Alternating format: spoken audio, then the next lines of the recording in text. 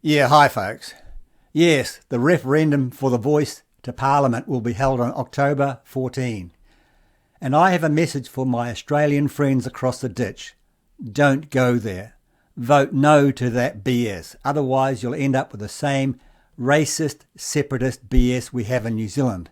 For example, in New Zealand we have biracials masquerading as Maori, who just love to imply that white people are racists, while at the same time getting elected through racist, race-based Maori seats. The irony is stark, folks.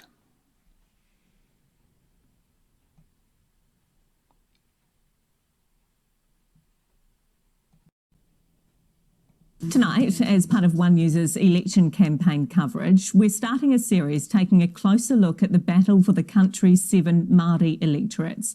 For more, here's our Māori Affairs correspondent, Tianua Huri-Hanganui.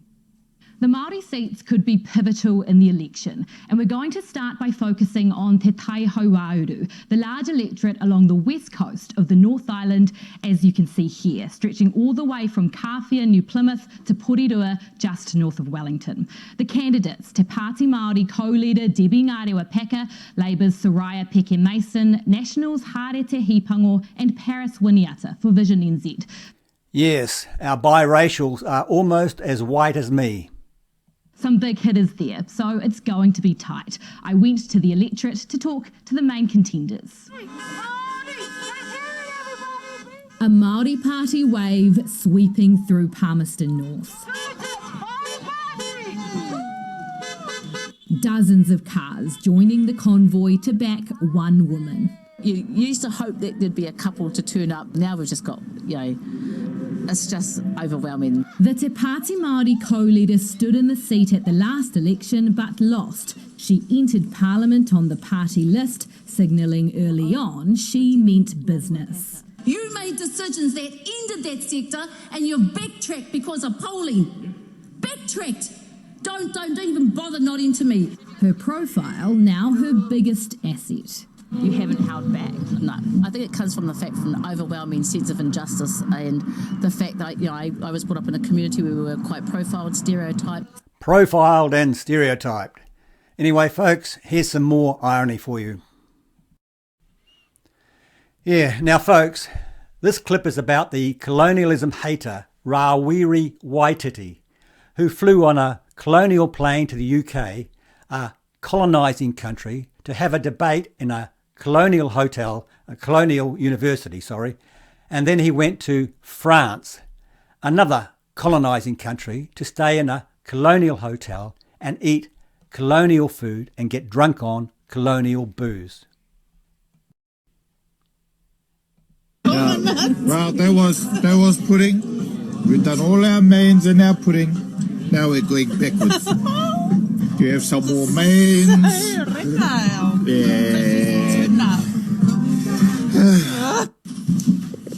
This is our outfit, mate. This is our outfit. This is our outfit. And this is our outfit. And this is our outfit. And this is our outfit. This is our outfit. Kutauria touch. Kutauria touch. Bonjour. Mai kurak. Bonjour. Kumotaleku. Hey. Ite kamatau na mene. Kamatau. Ala, mecha mai. Oh.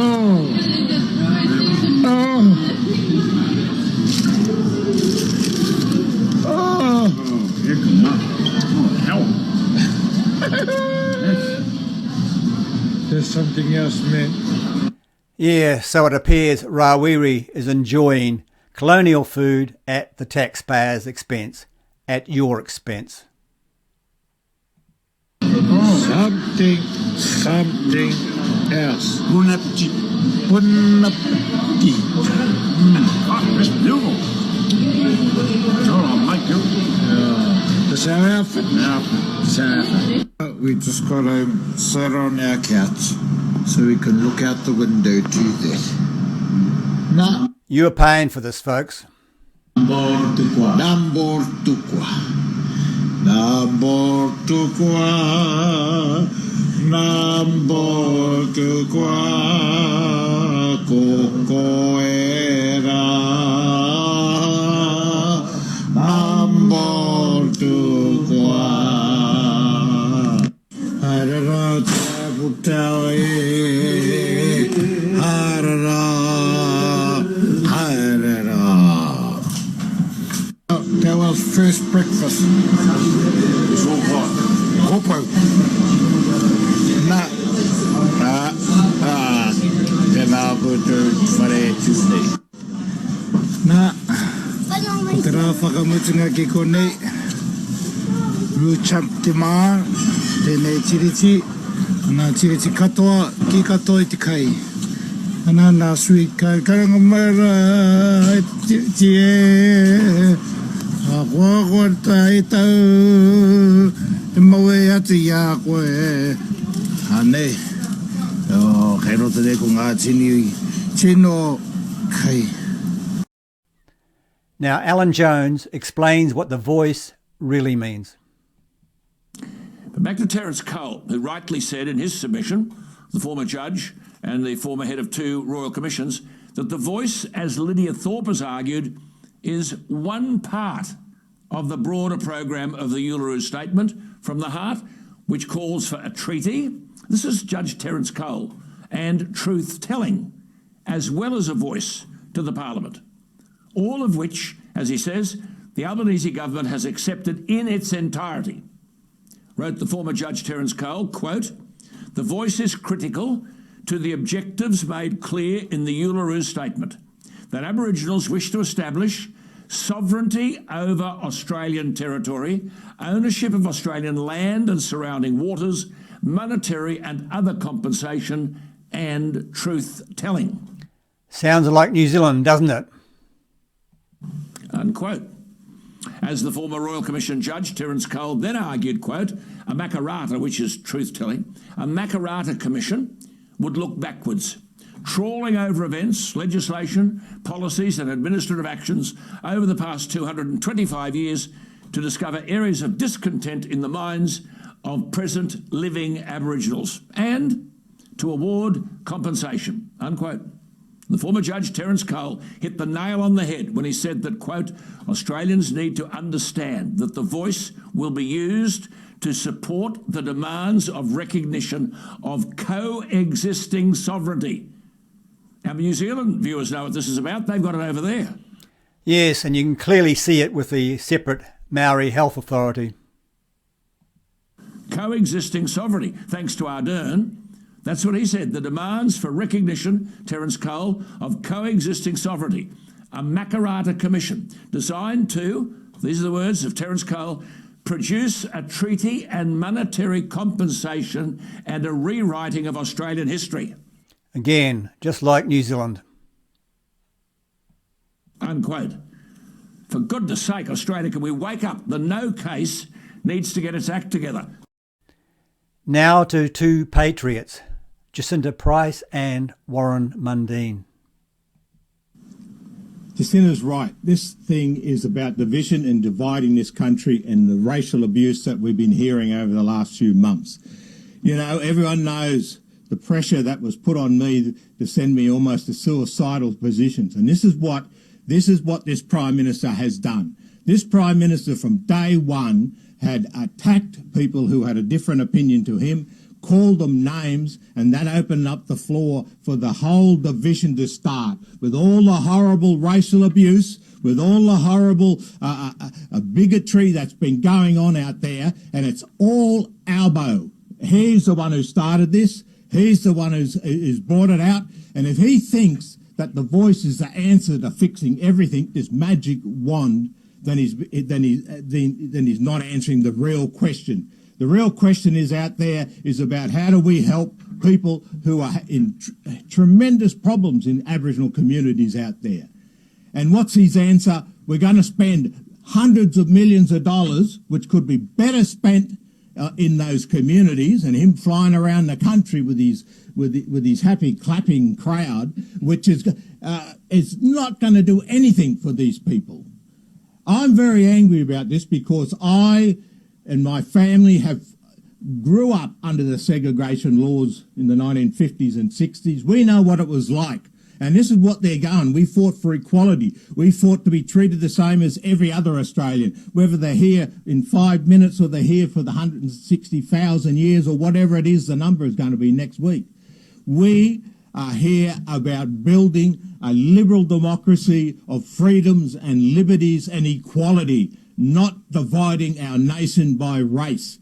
And I will swear on my mother and father's grave that I will fight this, and I'll be out there every day champion the wonderful country that we got, which is not a racist group of people. We're not a racist country with all these elite corporate people and football codes and everyone say we are. And we've got a wonderful, gorgeous country, and we're heading in the right direction. No more division. We are out there to crush this division. Take a few questions now, guys. If you're someone who says they want to improve the lives of Aboriginal people but intend to vote no like you guys, what can they do to make a tangible difference, moving forward? Well, firstly, by voting no to dividing our country along the lines of race and relegating Indigenous Australians to an unknown, detailless, risky and permanent entity. This is not how you solve problems for Indigenous Australians. The Prime Minister has failed to actually provide any evidence whatsoever that demonstrates how it will improve the lives of Indigenous Australians. What we need to do is get our hands dirty and do what actually has not been done. A bloated bureaucracy has been done time and time again. To suggest to put it in our constitution makes it magically effective is wrong. What we haven't done is we haven't looked into where the billions of dollars are being spent year in, year out to determine how they can be better spent, to determine who has been misspending the money and apply real accountability to that.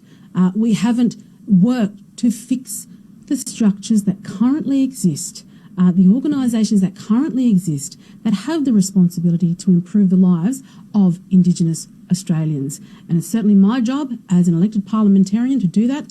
I've kicked this process off with my good friend and colleague, Senator Karen Little, to call for an inquiry into land councils, statutory authorities, Aboriginal organisations that are federally funded to improve the lives of Indigenous Australians. That's how we begin to fix the problems. Exactly. And there's only one word that we need that can fix the entire problem, and that's accountability.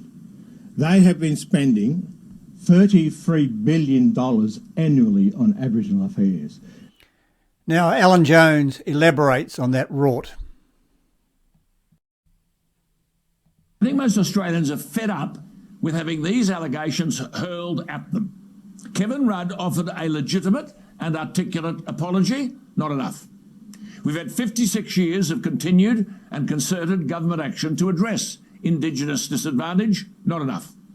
Taxpayers now provide over $39 billion a year on Indigenous programs, more than is spent on Medicare. Not enough. As a result of government actions and High Court decisions, Indigenous Australians have some form of rights over more than 40% of the land in Australia. And if you've got rights over that land, those Indigenous Australians receive hundreds of millions of dollars in mining royalties each year. Not enough. As Scott Hargraves from the IPA has pointed out, those royalties are more than $230 million in the Northern Territory alone. Not enough. Scott Hargraves, the Executive Director of the Institute of Public Affairs, has written, and I quote, in 2020, there were 3,000, there it is on your screen, look at it, 3,273 registered Aboriginal corporations delivering health and other services and making representations to government. More than 1,000 bureaucrats work in the National Indigenous Australians Agency. Not enough. Yet Lydia Thorpe, in her repeated vulgarity, says, we've been represented all our effing lives. We've been repressed all our effing lives in this country. And now they want to bring on The Voice. Well, it too won't be enough. I went and did some of the sums over the last 50 years of the money spent, and it's nearly $1 trillion. the question's got to be asked, what have you done with that money? If I had $1 trillion, we could fix the problems within Aboriginal communities today. But no, these people are spending all this money. They've got to be held accountable for it. And for the last 12 months since this government's come to power, what have they done? All they talked about is the voice. That is not going to fix the problems on the ground. Albo and the Minister for Indigenous Australians were dragged by you blokes, kicking and screaming, to Alice Springs to deal with the issues up there, and he spent less time there than he did at the tennis drinking beer. These blokes we do not trust. We do not trust what they're saying, and they are going to divide it. Well, they're not going to divide it. They divided this country already on racial lines and on bigotry. There's data showing that people who support the no side will avoid voting altogether. How concerned are you about low voter turnouts?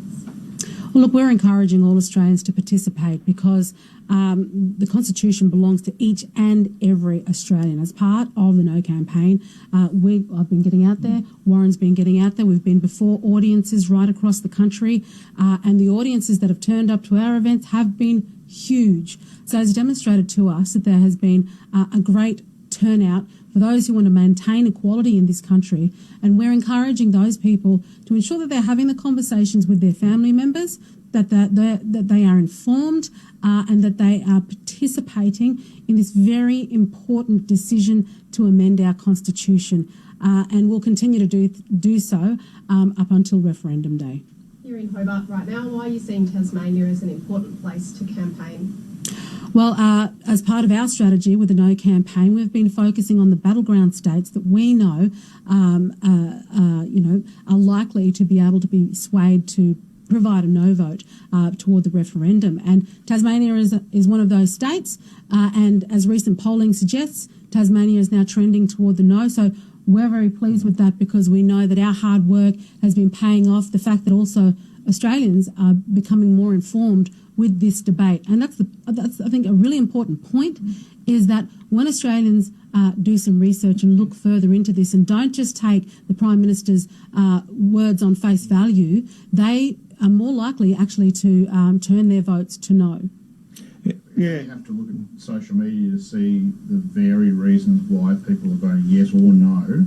Is there any level of discomfort that you're on the same side of the debate with people who do hold bigoted views? Is there any level of discomfort there? And what would you say to those people who are not coming at this in good faith and are voting no for backwards reasons? Well, I've always said from day one, the Prime Minister, stop abusing people, stop attacking people. Noel Pearson, who racially abused me in the Australian newspaper, they've got to stop that. And I've always said that the Prime Minister needs to sit down with with the Leader of the Opposition, come together and actually say to the Australian public, bigotry, racial abuse, lies and distortions should not be said out there. We should have the Yes campaign should be able to prosecute their case. We should be able to prosecute that case in a mature, sensible, democracy way. Absolutely. And look, that bigotry has come thick and fast. We've been subjected to that from Yes campaigners. It was only just on Monday when our good colleague Tony Passon's office had an individual come into that office and verbally abuse his staff, as well as a 15-year-old kid who was there. And here it is. But of course, we keep being told that we need a respectful debate. Every respect for people in this debate. It's going to be respectful. Have that debate, but so long as we're respectful in it. Respectful dialogue. In a respectful way and in a positive way.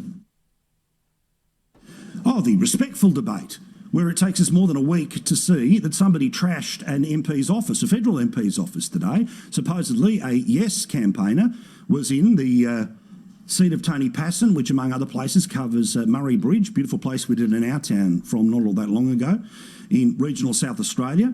This bloke decided to, show his respectful debate by screaming at staff, including a 15-year-old who was there on work experience, and decided to trash the office. Now, this took a week for us to know that it happened last Wednesday. Do you think it would take us less than 15 minutes if some no supporter did this?